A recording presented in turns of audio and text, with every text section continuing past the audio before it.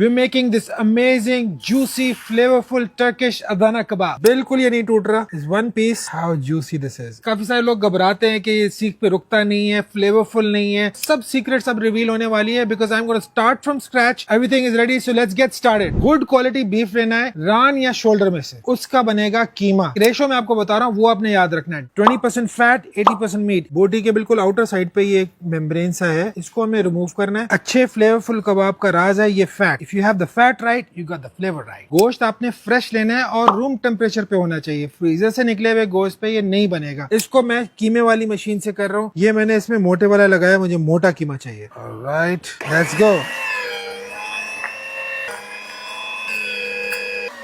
कीमा done. बहुत सारे लोग सबसे बड़ी गलती ये करते हैं कि कीमे को वॉश कर देते हैं. आपको कीमे को वॉश नहीं करना है, बल्कि बोटियां जो हैं उनको वॉश करना है और फिर पैट ड्राई करना है. एक्स्ट्रा मॉइस्चर नहीं चाहिए हमें. अब नेक्स्ट स्टेप, एक चॉपर के अंदर हम थोड़ा सा पार्सले डालेंगे, गार्लिक क्लोव्स. अब जाएगा बेल पेपर. इस तरह से जब आप करेंगे तो पूरा व्हाइट पार्ट इसका निकल के आ जाए. एंड देन सिंपली पीसेस में इसको कट करना है ताकि चॉप आराम से हो जाए.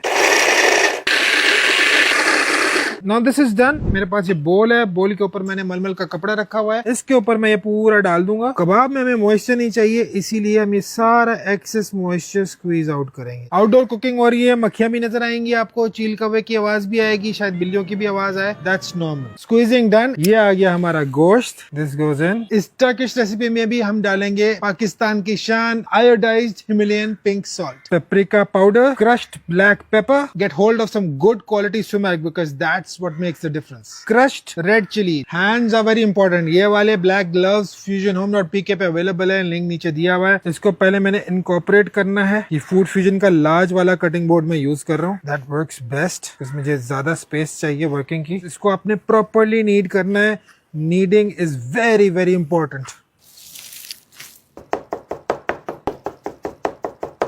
ये बात अच्छी तरह से चॉप करने के बाद you need to knead it. इसको बिल्कुल हमने आटे की तरह बनाना है. ये चॉपिंग एंड नीडिंग की कॉम्बिनेशन से होगा. And look at this beautiful colour जो कि बेल पेपर की वजह से आया है. जब ये इतना चिपचिपा होगा, you will get the texture right. ये आपकी सीख पे चिपकेगा, गिरेगा नहीं ड्यूरिंग कुकिंग. मीट हमारा ये रेडी हो गया है. अब हम इसको एक बोल में डालेंगे. Now this goes into the refrigerator for 1 hour. अब जितनी देर में फ्रिज में जा रहा है उतनी देर में हम अपने कोयले जला लेते हैं. अब इसमें फूड फ्यूजन की बारबेक्यू किट यूज होगी. This has to be Pakistan best barbecue kit. अंदर टॉप क्वालिटी की स्क्यूअर्स है हमारे पास. आपको ये वाली 22 mm की स्क्यूअर चाहिए होगी फॉर द टर्किश अदना कबाब. इसके साथ हमारे पास बारबेक्यू टोंग है and you also have a barbecue fork जिससे सीख में से चीजें निकालना आसान हो जाता है. फुल किट पैकेज ए के अंदर आपको 21 पीसेस मिलेंगे. एक कैरी केस मिलेगा, 6 ऑफ ईच स्क्यूअर मिलेंगे, 1 बारबेक्यू टोंग मिलेगा, 1 बारबेक्यू फोर्क मिलेगा. फुल किट पैकेज बी के अंदर आपको 6 ऑफ ईच स्क्यूअर मिलेंगे, एक कैरी केस मिलेगा, इसमें फोर्क एंड टोंग शामिल नहीं है. Total 19 pieces. Half kit package A के अंदर आपको 4 ऑफ ईच स्क्यूअर मिलेंगे, 1 बारबेक्यू टोंग मिलेगा एंड 1 बारबेक्यू फोर्क मिलेगा, plus of course carry case तो है ही. हाफ किट पैकेज बी के अंदर you will get 4 of each square, एक कैरी केस मिलेगा, but barbecue Tong and fork इसमें भी नहीं होगा. Total 13 pieces. You can order it right now on fusionhome.pk. Fire start करने के लिए कोयले चाहिए थे. Okay, this is done.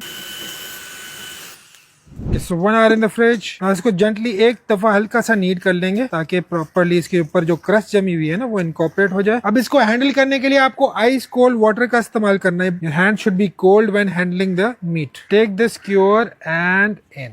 Now watch carefully. This may take some time to get used to. बीच बीच में पानी में हाथ डिप करते रहना है. This is the action you have to perform. This finger needs to be open. Thumb and this finger, second number.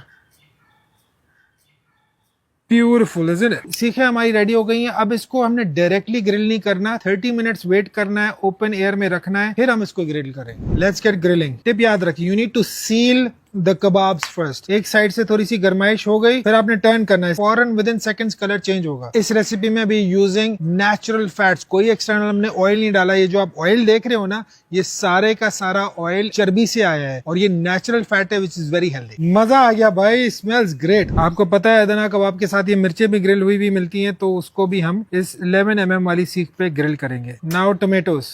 There you go. Tomatoes भी लग गए. I just love grilled veggies and this is what completes the dish. इसके ऊपर थोड़ा सा मैं olive oil लगाऊंगा. Recipe shoot करते करते शाम हो गई है. T time. ये भी डन हो गया. Now let's plate this. ये आ गया फूड फ्यूजन का कटिंग बोर्ड. ऊपर मैंने रख दिया नान. ये आ गया सैलेड. सैलेड का आपने प्याज को काटना है, थोड़ा सा पार्सले डालना है, सुमेक एंड पेपरिका से सीजन करना है. नाइस, लुक एट दिस, बिल्कुल ये नहीं टूट रहा, is one piece. Oh nice, look at how juicy this is. Let me give this a try.